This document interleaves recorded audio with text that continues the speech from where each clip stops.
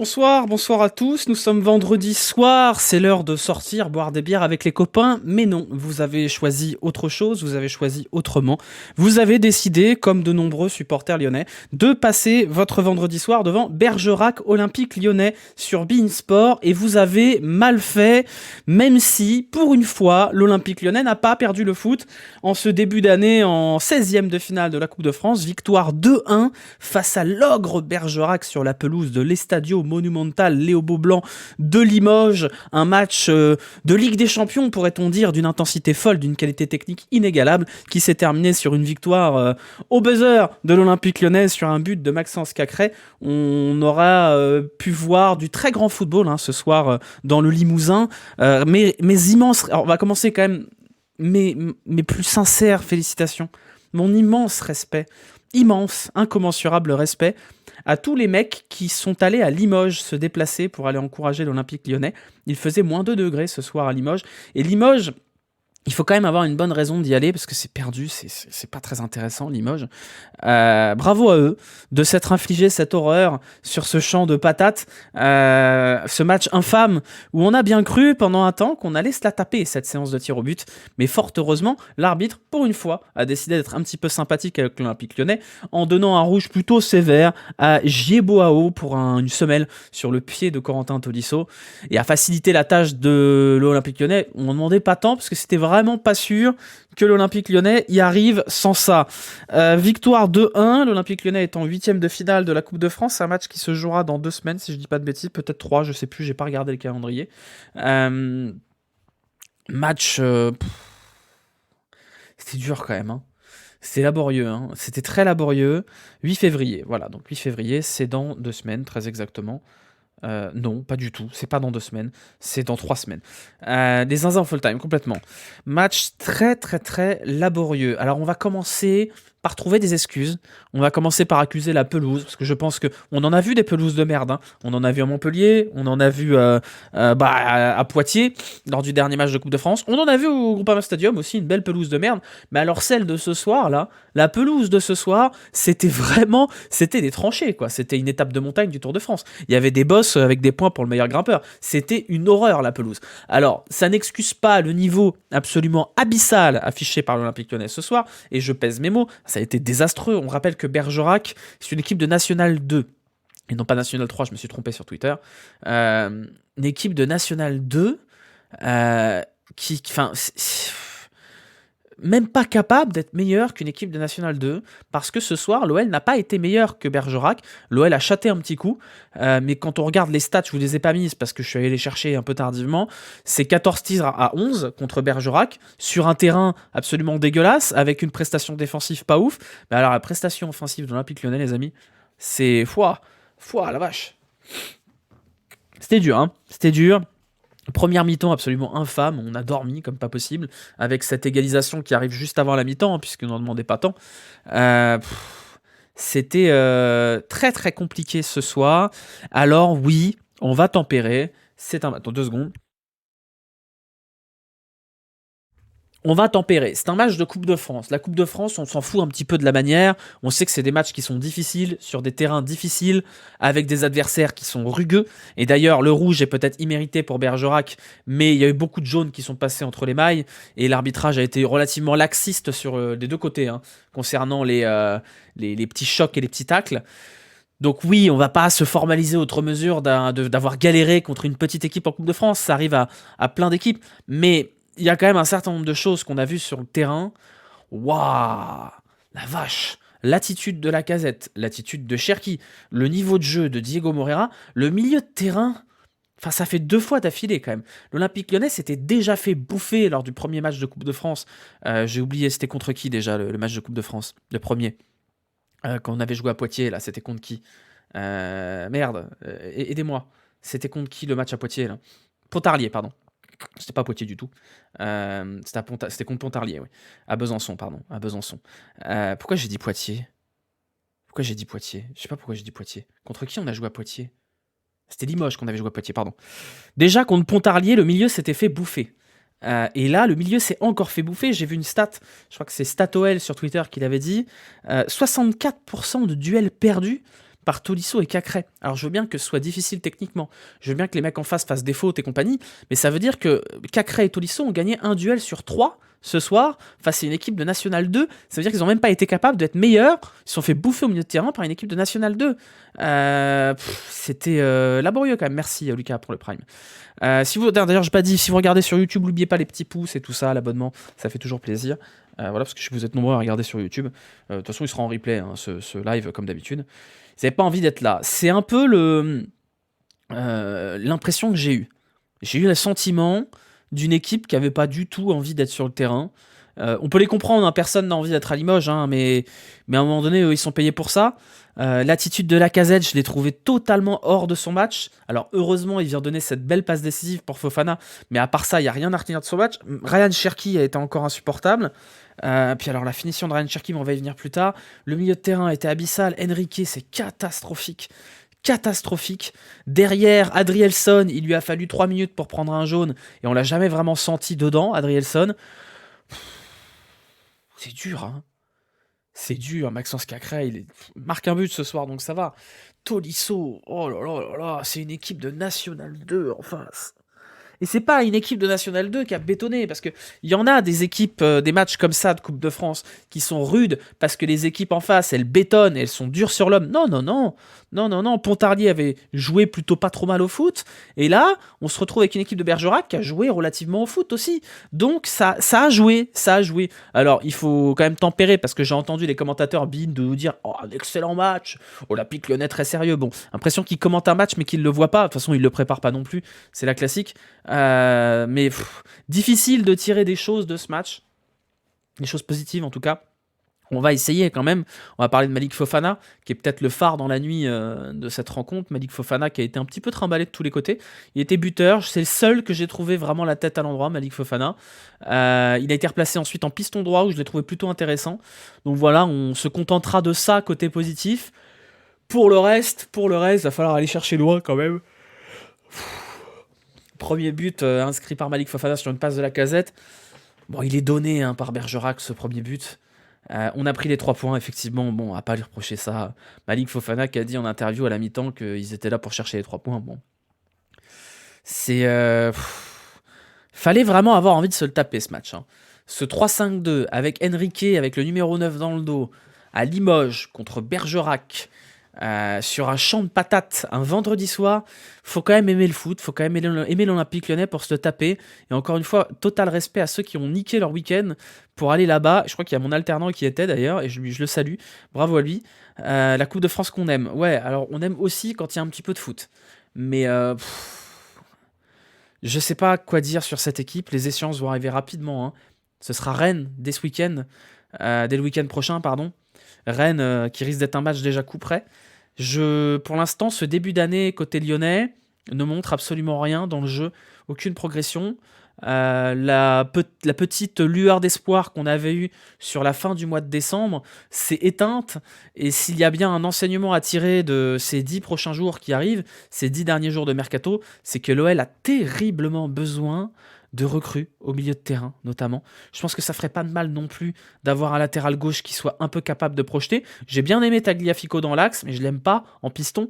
On est revenu à un schéma à 3 derrière, mais les latéraux de l'OL ne sont pas des latéraux. Clinton Mata n'est pas un latéral droit, Enrique n'est pas un piston gauche, Nicolas Tagliafico n'est pas un latéral gauche, c'est un défenseur gauche à la limite, mais c'est pas un latéral, et l'OL a cruellement besoin soit de passer à 2 derrière, et je suis pas certain que les joueurs soient prêts pour ça, soit d'avoir des latéraux qui soient des vrais pistons. On voit que c'est un vrai souci d'avoir les 3 poulets sans tête devant qui savent pas trop quoi faire de leurs pieds, et un milieu de terrain qui est défaillant et qui sait pas leur donner des bons ballons. Donc, il y a urgence de recruter un 6, peut-être même un 8, mais alors comment on va réussir à s'en sortir là-dessus? Est-ce que la fameuse Croquis Cup se joue pas en groupe? Elle pensait que du coup c'était un des 3 matchs ou 2 des 3 points. Non, je pense pas, c'est pas possible. El Arouche a été kidnappé. El Arouche est toujours blessé. Il va revenir un jour, El Arouche. En tout cas, je lui souhaite. Mais là, ce serait bien qu'il revienne, parce que je pense que l'OL a vraiment besoin d'un profil comme ça. Et si c'est pas El Arouche, il faudra que ce soit une recrue. Parce que on voit bien que Cacré et Tolisso, il y a eu une petite résurrection sur le mois de décembre, mais là, c'est extrêmement laborieux. Ça fait 3 matchs de suite où il n'y a rien côté Tolisso et Cacré. C'est très très laborieux quand même. Il y avait tout pour être un match affreux. La pelouse, l'arbitre qui tient pas son match. L'arbitre a été un peu à la rue. Alors ça a plutôt été en faveur de l'OL ce soir, faut être à peu près honnête, hein. Mais à la rue complet quand même. Enrique ailier. Alors il a pas joué ailier, il a joué piston, hein. C'était un système à 3 derrière. Mais alors Enrique, vous l'avez peut-être entendu d'ailleurs, le supporter en tribune, à un moment donné, vous avez Enrique qui déborde côté gauche, il y a une passe de Cherki, Enrique il est lent, il est très lent, et vous avez un supporter en tribune qui dit lâche la charrette, Enrique lâche la caravane, pardon. Bon, à défaut de prendre du plaisir sur le terrain, on peut au moins rigoler, mais c'est très compliqué quand même. C'est très compliqué. Merci à Viking du Maquis pour le 4e mois d'abonnement. Le nombre de jaunes sifflés pas ce soir. Mais ça, c'est la Coupe de France, ça, hein. Les jaunes pas sifflés, les défenses qui sont dures sur l'homme, les fautes limites, c'est la Coupe de France. Et à un moment donné, moi je veux bien qu'on dise oui, l'arbitrage il est trop laxiste. Bon, déjà, l'arbitrage ce soir, il donne un carton rouge très gentil à l'OL, hein, parce que ça vaut jaune, il y a vraiment faute, c'est une faute que grossière, mais ça vaut jaune, ça vaut pas rouge. Mais ensuite, normalement, ces matchs-là, on sait qu'ils sont durs à jouer. Mais contre une équipe de 4e division, doit pas y avoir de question d'arbitrage. C'est comme contre Pontarlier. Pontarlier, l'arbitrage a été dégueulasse. Et on a galéré jusqu'à ce que ça se décante parce que Pontarlier était cuit physiquement. Mais là, moi, là où je suis très très inquiet par rapport à ce que j'ai vu, c'est que autant Pontarlier, ça, il y a eu 45 minutes un peu laborieuses et après l'OL a pris le dessus physiquement et a déroulé. Autant là, il y a eu une ouverture du score sur la première occasion, un but encaissé sur le seul tir de la première période de Bergerac avec encore une fois un Anthony Lopez qui est peut-être pas irréprochable, où il est vraiment immobile sur sa ligne, peut-être qu'il peut tenter un truc, on sait pas, une défense qui est extrêmement passive, donc voilà, un tir, un but encaissé, comme d'habitude. Je crois que j'ai vu que c'était le 6e match où le premier tir concédé par l'Olympique Lyonnais faisait but. Bon, ça commence à bien faire quand même d'avoir ce constat-là. Et ensuite, on a ce deuxième but qui arrive assez tardivement dans la rencontre. Je vais me moucher, je suis désolé. Voilà, merci, on me félicite. On a ce deuxième but qui arrive à la 78e. Et derrière, il y a un quart d'heure de caca culotte, quoi. Il y a un quart d'heure de caca culotte à 10 contre 11 pour Bergerac. Il y a ce contact dans la surface. Bon, je pense pas qu'il y ait pénalty parce que le mec se jette vraiment. Il y a une énorme occasion où Lopez est sur la trajectoire du ballon et pour le coup, il fait un bel arrêt. Mais à 11 contre 10, on atteint quand même des nouveaux trous, là, des nouvelles profondeurs.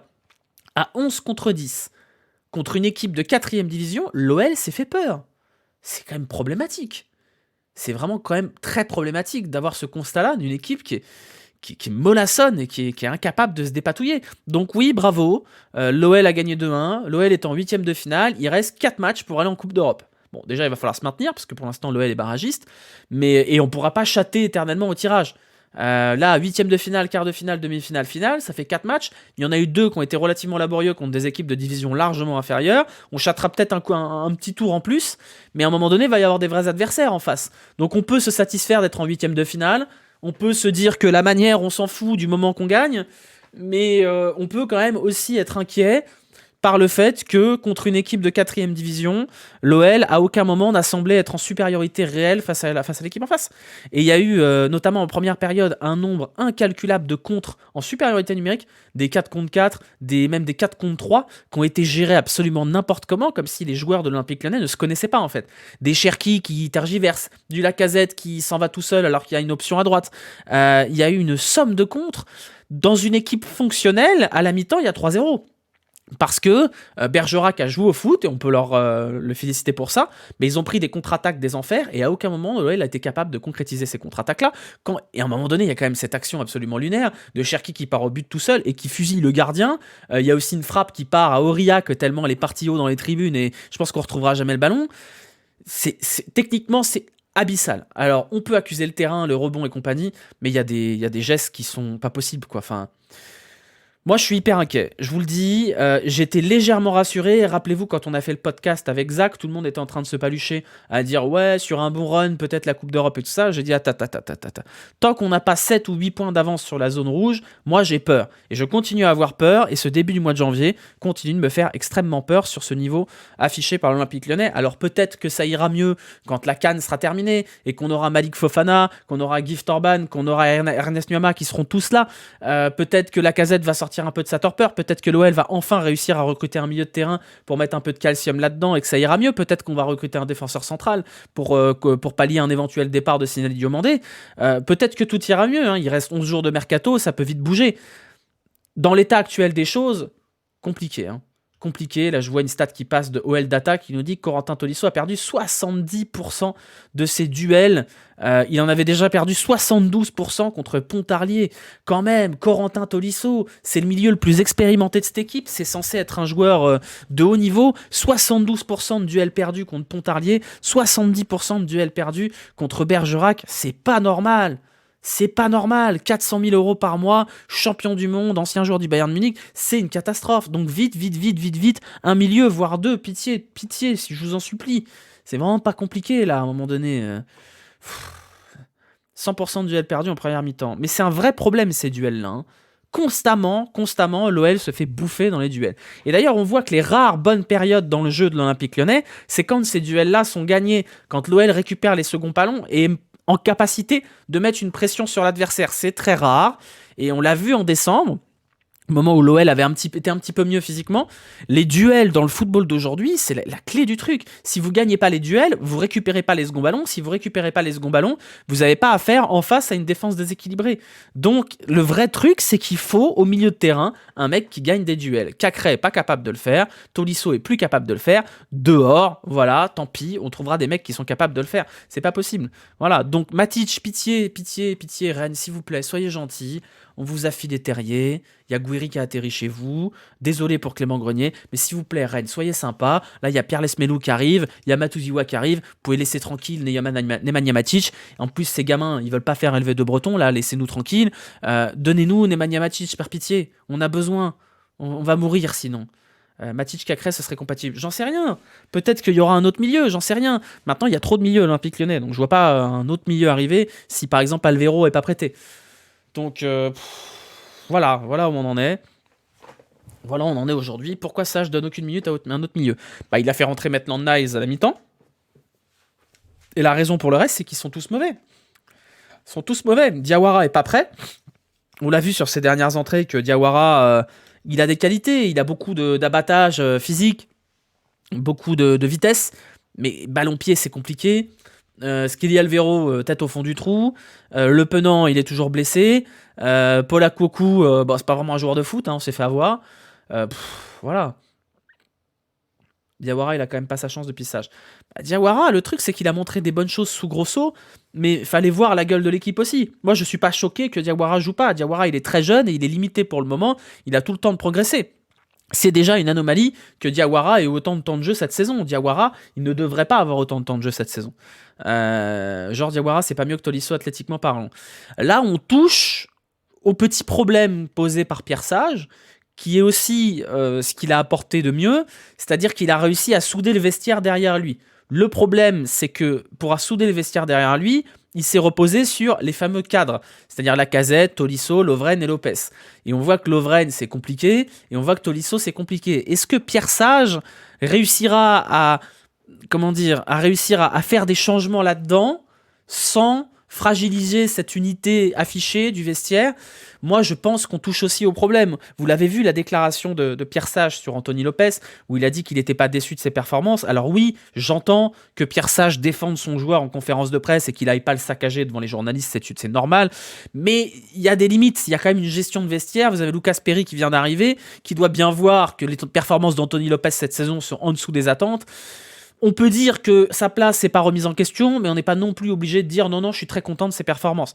Non, on peut pas être content des performances d'Anthony Lopez cette saison, on peut pas être content des performances de Dejan Lovren, on peut pas être content des performances de Tolisso, et on peut quand même difficilement être content des performances de Lacazette, qui est très irrégulier cette saison, même s'il y a des matchs où on retrouve le Lacazette qu'on aime tous.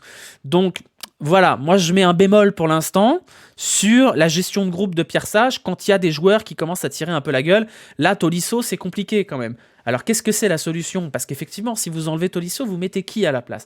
Vous n'allez pas mettre Skelly à Perrault, vous n'allez pas mettre Diawara parce qu'il est trop jeune, peut-être Maitland Niles, mais on voit bien que Maitland Niles, il est plus utilisé dans un rôle de milieu un peu mezzala, comme sur FM, milieu ailier, couteau suisse. Donc, j'ai du mal à voir un milieu Maitland Niles Tolisso, Maitland Niles Cacré.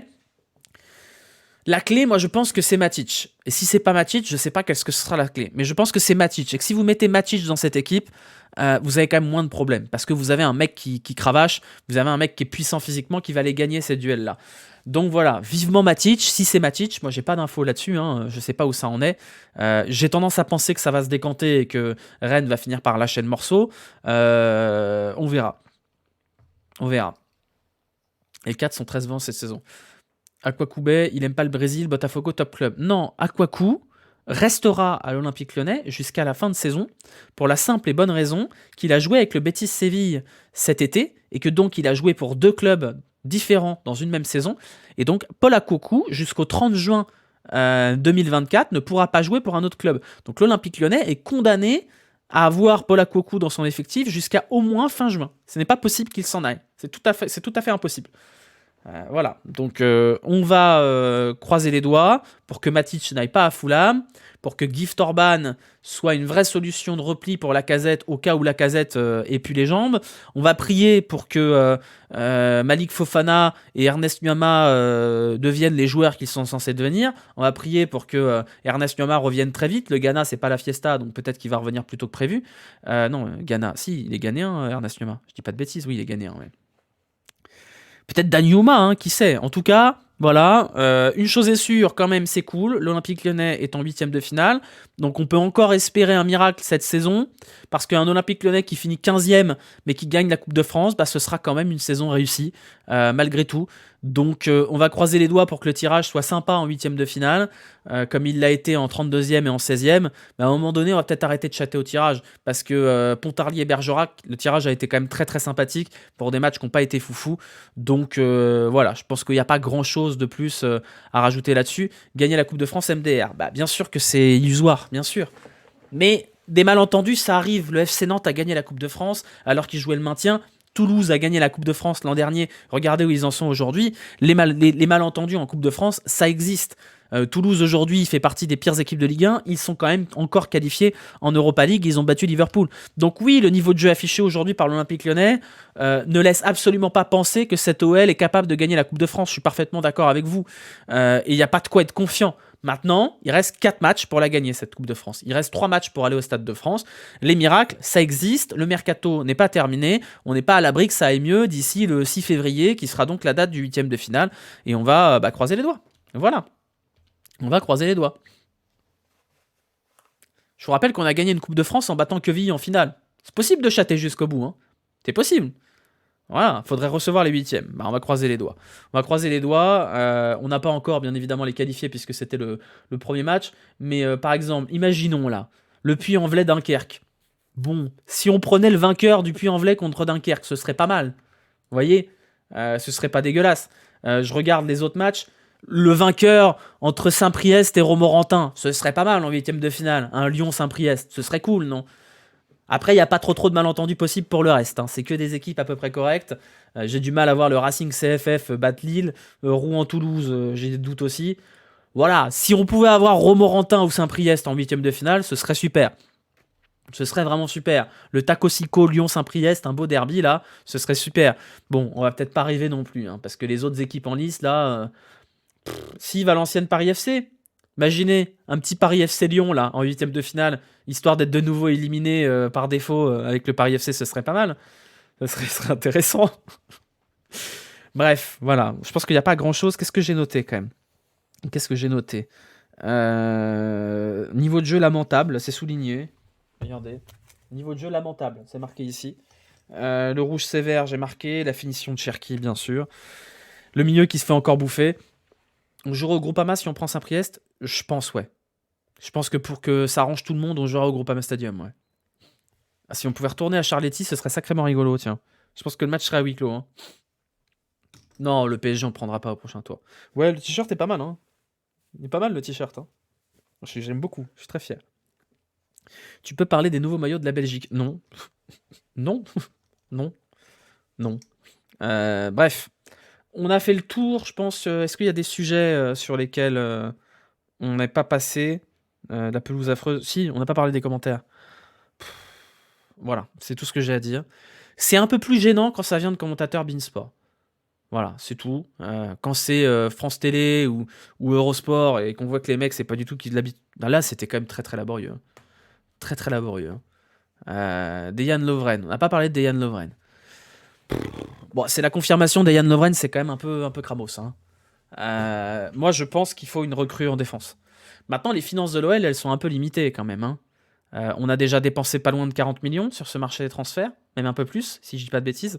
Donc ça va être difficile de faire un milieu, un défenseur, un ailier, peut-être un latéral. Ça va être compliqué quand même, hein. Parlons de Hugo Guillemette, c'est 5 yaourts dedans. On en parlera un autre jour de ça. On en parlera un autre jour. Parlons de Moreira. C'est vrai qu'on n'a pas parlé de Diego Moreira. Diego Moreira, j'avais déjà été un peu violent avec lui sur le dernier match. Mais là, il y a vraiment pas grand-chose dans le joueur, quoi. Bonne entrée de Moreira, je suis pas d'accord, hein. Je suis pas d'accord. C'est pas une bonne entrée de Moreira. Non, non, non, il a pas réussi un seul dribble, il a continué à tricoter de partout. J'ai l'impression de voir Cherki en vraiment nul. Moins pire que les autres. Non, je suis pas d'accord, hein. Diego Moreira, on lui demande pas. Je suis désolé, hein, s'il est pas capable de dribbler des mecs de N2, il a de l'envie. Oui, il court, mais il dribble, il fait que dribbler. C'est insupportable. Comparé aux 90 minutes de Cherki, il a été bon. Non, mais bien sûr, mais comparé à une tarte au vomi, une quiche, c'est bon, quoi. Donc, ouais,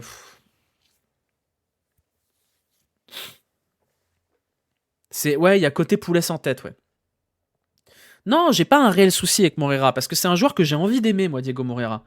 C'est vraiment un joueur que j'ai envie d'aimer, parce que le style de joueur qu'il est, un peu virevoltant, un peu foufou, moi, c'est le genre de joueur que j'aime beaucoup. Le problème, c'est qu'il passe jamais. Je l'ai pas vu passer une seule fois. Et dans les deux sens du terme, faire une bonne passe ou passer un joueur. Ça apporte rien, quoi. Ça apporte rien. Si, les notes arrivent. Tranquille, on va les faire. Donnez-moi 2 secondes. Quand il va au duel aérien, on dirait un gros bourrin qui va à l'aveugle. Ouais, Adrielson, le jaune au bout de 4 minutes, bon, oui, puis alors un beau jaune en plus, hein. Un beau pied dans les côtes, là. Alors, on va lui dire quand même, il y a une passe dégueulasse à la base qui l'oblige à faire une intervention catastrophique. Mais disons qu'Adrielson, sa mi-temps, c'est pas la mi-temps comment dire, de Thiago Silva, quoi. Pour être gentil. Voilà. Après la VAR contre le Havre, c'était rouge. Bah, franchement, c'est un geste jaune-orangé ce qu'a fait Adrielson. Donc, on verra Adrielson. Moi, je demande vraiment à être convaincu. Parce que le peu que j'ai vu des compiles et compagnie, je suis pas hyper rassuré par Adrielson. Donc, on demande à voir. Je demande à voir l'apport qu'il peut avoir vraiment, parce qu'on sait que c'est pas Leonardo Bonucci. Maintenant, si c'est Chris et si c'est, j'en sais rien, Rudiger, ça me va. Mais pour l'instant, bon, on va voir. Enrique, t'en as pensé quoi? Bah, Enrique, moi j'en veux pas, Enrique. Enrique, il est là pour pallier les manques de cette équipe. Et il est pas bon, mais on le sait qu'il est pas bon, Enrique. Le truc, c'est qu'il y a des gens qui ont voulu nous faire croire que Enrique, c'était kiff-kiff avec Tagliafico. Non, Tagliafico, il est moyen, Enrique, il est mauvais. C'est pas un bon joueur. C'est pas un drame d'avoir un joueur moyennasse dans une équipe qui tourne, mais quand l'équipe, elle tourne pas, on voit bien qu'Enrique, c'est pas suffisant. Il y a vraiment très très peu de qualité chez Enrique. Il n'y a pas énormément de défauts, pour le coup. Il n'y a pas des catastrophes absolues, mais Enrique, c'est un joueur qui apporte vraiment pas grand-chose à l'équipe. Merci, monsieur Amael, pour ton 19e mois. Merci beaucoup. T'es obligé de te tripoter le nez 250 fois par live, Charlie. Ben oui, j'ai des problèmes de sinus, donc je suis désolé les gars. J'arrête pas d'éternuer, je suis tout le temps malade, donc oui, je suis obligé de me tripoter le nez, hein. C'est pas pour prendre de la cocaïne, hein. Sinon, bah, j'ai le nez bouché et je peux plus parler. Donc soyez gentils, soyez pas chiants. Oui, je me tripote le nez, pas par le plaisir, hein. Vous voyez bien que je respire que par une narine, c'est un enfer. Enrique, il a plus aucune condition physique en plus. Ouais, après, je pense que la pelouse, elle aide pas non plus. Je pense qu'ils étaient sur la retenue aussi. Mais ce soir, on s'attendait à ce que techniquement ce soit laborieux, mais maintenant, voilà, j'ai vu Yanis en parler sur Twitter, parce que je vois les messages là. Cherki, il a quand même fortement intérêt à être un peu moins nul très vite, parce que à la fin de la CAN, il y aura Gift Orban, il y aura Malik Fofana, il y aura Ernest Nyama et il y aura Lacazette. Donc ça veut dire qu'ils seront 5 pour 3 postes. Et aujourd'hui, Cherki, il n'est pas meilleur que les 4 autres. Donc attention à Ryan Cherki, parce qu'on sait qu'il va pas partir cet hiver, mais à un moment donné, peut-être que sa place sera sur le banc. Donc il y aura peut-être un nouvel ailier en plus, et moi je trouverais ça pas déconnant qu'à un moment donné, Cherki soit plus titulaire dans cette équipe. Et si Cherki il est plus titulaire dans cette équipe, bon courage à lui, et bon courage au club, parce que sa valeur marchande ne fait que chuter. Non, Orban il n'est pas à la CAN. Orban il n'était pas qualifié pour ce match-là, mais il sera là pour le match contre Rennes. Fais-toi sponsor par Stérimar. Non, mais c'est des problèmes de sinus, donc j'y peux rien malheureusement. Merci Bozajar pour ton 4e mois, merci beaucoup. Cherki, un petit retour en réserve. Bah là, ce qui montre... Là, encore ce soir, c'est abyssal quand même. Parce que contre Pontarlier, il avait fait un bon match, mais c'était des amateurs en face. Là, c'est encore des amateurs en face, et il n'y a aucun moment où il est supérieur aux joueurs en face. Donc, vrai problème. Oui, j'ai vu Ndombele, mais s'en fout un petit peu d'Ndombele. Bon, allez, les notes. Comme ça, après, on remballe. Les notes. Alors, on va dessiner le terrain. Hop. On va pas se fatiguer à dessiner le terrain, puisque le terrain de ce soir était absolument calamiteux. Hop, voilà. Il est pas si pire, hein, pour une fois. On va rajouter un petit peu de réalisme à ce terrain. Hop, voilà. Qu'est-ce qu'on avait? Voilà. Alors, nous avions sur le terrain ce soir Anthony Lopez. Nous avions Lovren. Nous avions... Merde, il y avait qui? Attendez, il y avait qui en défense centrale? Complètement zappé. O'Brien n'était pas là. Alors, on va reprendre la compo. C'était Tagliafico à gauche et Adrielson. J'ai complètement oublié qu'il y avait Adrielson. Tagliafico. Henrique. Complètement oublié qu'il y avait Adrielson parce qu'Adrielson est sorti très tôt. Adrielson. Chiant à écrire Adrielson. Mata. On avait Cacré. Tolisso. Fofana. Cherki. Et Lacazette. Et on va rajouter à cela en bleu Maitland Niles ici. Voilà, allez, c'est parti. Anthony Lopez. Pas eu grand chose à faire, il l'a pas bien fait ce soir. Alors après, le truc, c'est qu'on voyait tellement mal, j'ai du mal à juger s'il est vraiment fautif sur le but. Maintenant, il y a quand même un bel arrêt, même si, faut être honnête, on lui tire dessus. Mais encore un match moyen de Lopez, hein, en vrai. Après, pas aidé par la pelouse, ok. Arrêt à la fin, donc voilà. Mais j'ai quand même le sentiment, mais on voit pas bien sur l'image. Les angles étaient un peu pourris, j'ai l'impression que c'était filmé de la station Mir. Il a vraiment l'air de se trouver sur le but. J'ai le sentiment que sur le but, il peut mieux faire, mais j'ai du mal à jauger la distance qu'il y a. Est-ce que c'est la faute de la défense qui est hyper passive ou est-ce que c'est sa faute à lui? J'arrive pas à savoir. C'est de la terre ou le caca culotte, c'est les deux. Voilà, bon, 4. Tagliafico, pour le coup, je l'ai trouvé plutôt correct et je me demande sincèrement si c'est pas si mal de le mettre ici. Alors le problème, c'est qu'il n'y a pas de latéral gauche potable, mais je le trouve pas si mal. On sait que c'est un latéral qui joue beaucoup dans l'axe. J'ai bien aimé quand il montait un petit peu là. Tagliafico, ce soir, c'était plutôt pas dégueulasse. On va mettre 5, allez, 5,5. 5,5, non? Avec sa dernière faute à la 86. Ouais, 5,5, je pense. 5,5. Petite faute bien vicieuse à la fin qui permet à l'OL de se sauver quand même. Pour une faute bien fourbe, ça manque un petit peu. Fofana en piston gauche, ça peut le faire. On verra ça. Lovren, fatigué, hein, Lovren. Lovren, il est fatigué. Hein. C'est compliqué, Lovren. Il reste encore un an de contrat, hein, Lovren, en plus. Hein. Ça va être compliqué. Hein. Ouais, 3, ouais. Ouais, j'aurais dit 3 aussi. J'aurais dû 3. Fatigué, fatigant. Adrielson, je pense qu'on peut mettre 3 aussi. Parce que à part un geste de kung-fu et un jaune à la 3e minute, pas vu grand-chose. Mata, pour le coup, pas scandaleux, mais pas énorme non plus. Pas un super match de Mata, replacé dans l'axe après la mi-temps. Bon, c'est pas scandaleux, c'est ouais, 5, ouais.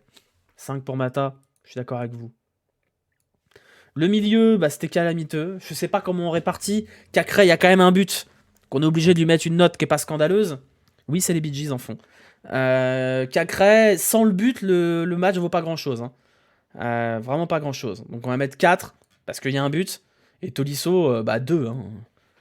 2, c'est compliqué, Tolisso. Hein. Moi, ça me fait chier quand même. Ça me fait chier parce que j'ai cru au revival de Tolisso. J'ai cru qu'à un moment donné, on allait le retrouver. Et là, franchement, 70% de duels perdus, quoi. C'est dur quand même. Je sais que le foot, c'est pas que des stats. Hein. 70% de duels perdus. Oui, j'ai oublié Enrique. Et je pense que c'est psychologique. Je voulais pas me souvenir d'Enrique. Enrique, 2 aussi. Voilà, c'était vraiment... Allez, 2,5. 2,5, on va être gentil. Enrique, c'est point d'interrogation. Non, c'est laborieux, quoi. C'est dur. Dur. Cherki. Cherki. Combien Cherki ce soir? 2 ou 3? 2 ou 3? 2? 3? Quand même, la passe à la base du but, elle vient de lui. 3, ouais. 3 pour Cherki. Lacazette, il y a une passe D, mais le reste du match, même dans l'attitude, il a pas été bon. Moi, vraiment, l'attitude de Lacazette, j'ai pas aimé du tout sur ce match-là. On est obligé de mettre 4 parce qu'il y a une passe D, donc il y a quand même du chiffre. Donc on va mettre 4. Mais c'est un 4 qui est gentil compte tenu de l'attitude. Et Fofana, pour le coup, qui à mon sens a été le meilleur joueur ce soir. Fofana, qui en plus était trimballé de tous les côtés. Fofana, pour le coup, 6, ouais. 6,5 même. Allez, 6,5, on va être gentil. Et Pierre Sage, du coup, Pierre Sage, je sais pas, le coaching, je sais pas. Je sais pas combien mettre à Pierre Sage. 4? Ouais, 4. Ouais, 3-4. On en parle du fait qu'Enrique est numéro 9. Oui, bah, on rigole bien en Coupe de France. Hein. Et Maitland Niles, on n'a pas noté Maitland Niles. Je l'ai pas beaucoup vu, hein, moi. Maintenant, je vous avoue que je n'ai pas souvenir de bonnes actions de Maitland Niles. Donc là, je m'en remets à vous. Combien vous notez Maitland Niles? Tu subis ce débrief. Bah, j'ai subi le match. Ouais, 4. 4, ouais. J'ai subi ce match, honnêtement. C'était vraiment pas un match intéressant. C'était vraiment pas un match plaisant à regarder. C'était pas une bonne soirée, honnêtement. Ça m'a fait chier de niquer mon vendredi pour une merde pareille. Donc ouais, je le subis parce que c'est pas des matchs où il y a des choses à dire, quoi. C'est une victoire, mais une victoire de merde contre une équipe de 4ème division. Donc ouais, je le subis un peu, ce débrief, et c'est pour ça qu'il durera peut-être pas super longtemps. La conclusion de ce match, et on fera le Jurigno juste après, c'est qu'il reste 11 jours de mercato. Il va falloir accélérer. Il va vraiment falloir accélérer. Parce qu'effectivement, 3 joueurs avec la moyenne contre une équipe de 4ème division. Je veux bien le terrain, la température, tout ça. Mais attention, hein, le match contre Rennes. Ça peut être une punition. Hein. Ça peut tourner au vinaigre très très fortement. Parce que Rennes, c'est une équipe qui a été en galère pendant toute la première partie de saison, mais qui a beaucoup plus de certitude que l'Olympique lyonnais. Donc attention quand même au match de vendredi prochain. Ce sera vendredi prochain. Parce que ça peut vite mal tourner, je pense. Rennes, ça peut piquer. Ils viennent de caler 2-0 bien tassés à l'OGC Nice, ce qui n'est pas n'importe qui non plus. Donc attention, attention. Allez, on termine par le Jurigno et après on va tranquillement faire autre chose de notre soirée. Je vous mets le lien dans le chat, il est dans la description si vous êtes sur YouTube. N'oubliez pas de lâcher les petits likes. Hop, on va rafraîchir. On va mettre du positif pour Fofana. On va mettre plus 3. Mais les gens sont très gentils avec Enrique et Cacré. Hein. Très très très gentils hein, quand même. On va mettre moins 4 à Cherki. On va mettre quoi? Adrielson, moins 3. Tolisso, moins 4, moins 5 même. Et quoi d'autre?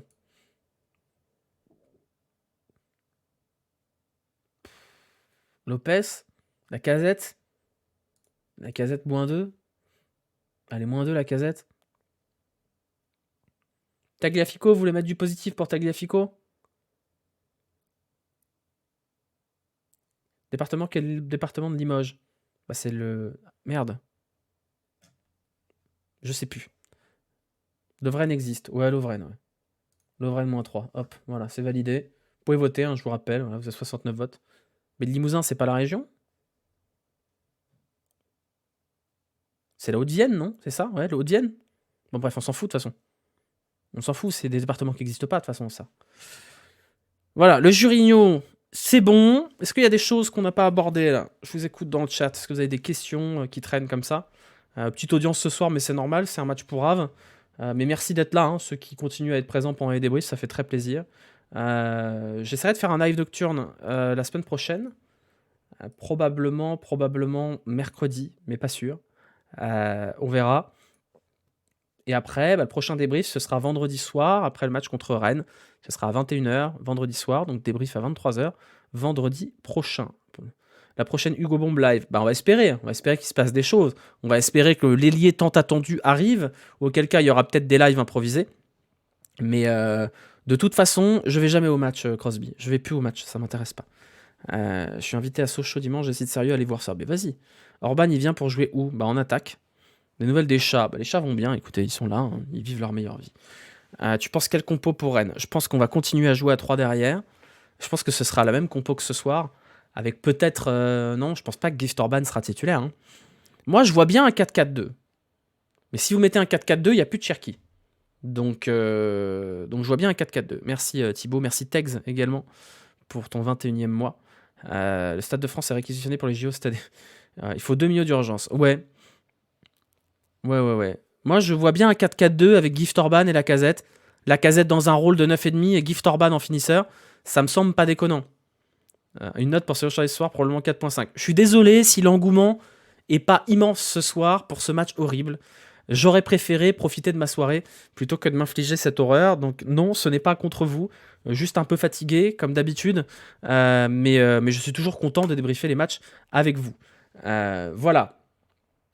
Je vous donne rendez-vous dans la semaine pour un live nocturne. Espérons un live mercato s'il y a une petite Hugo Bombe qui tombe à un moment donné. Et sinon, ce sera vendredi soir pour le débrief de OL Rennes. En espérant quand même qu'on ne se fasse pas massacrer la gueule contre le Stade Rennais une nouvelle fois, même si le dernier match a été plutôt positif contre eux.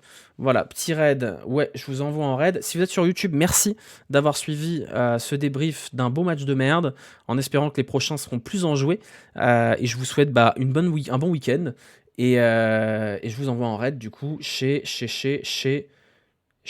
Yous. Voilà, ça vous fera plaisir. Il est en train de débriefer la CAN. Au moins, vous pourrez parler de football pour de vrai. Voilà, ciao, bisous, à bientôt, à vendredi ou à quelques moments dans la semaine, s'il y a des nouvelles côté Mercato. Bisous, bye.